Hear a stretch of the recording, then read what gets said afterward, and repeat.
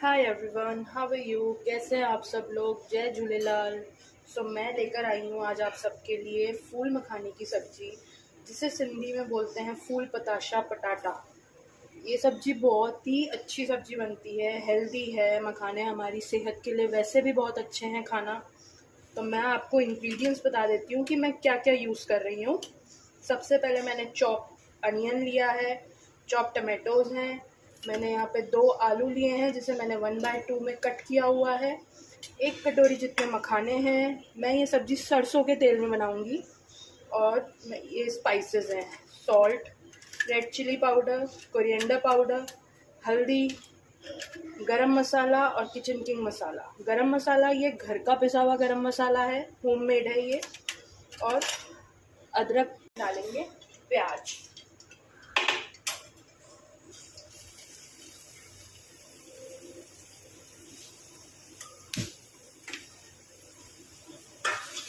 Gas को turn on करके मैंने प्याज डाल दिया है।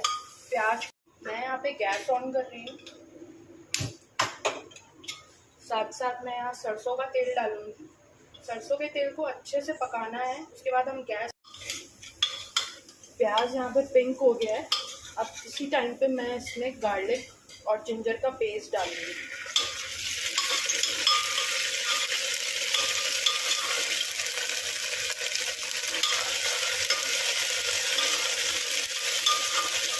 गार्लिक जिंजर का पेस्ट डाल के मैं इसमें थोड़ा सा पानी ऐड कर रही हूँ, ताकि ये जो प्याज है वो अच्छे से पक जाए।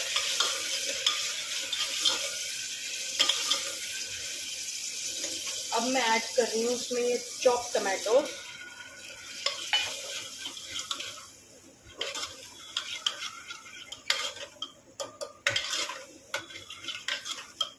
टमाटोज ऐड करके मैं यहाँ डाल रही हूँ सॉल्ट,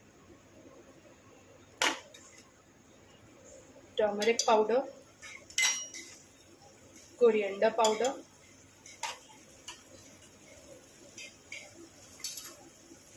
थोड़ा सा रेड चिली पाउडर। हम रेड चिली पाउडर आगे ऐड करेंगे,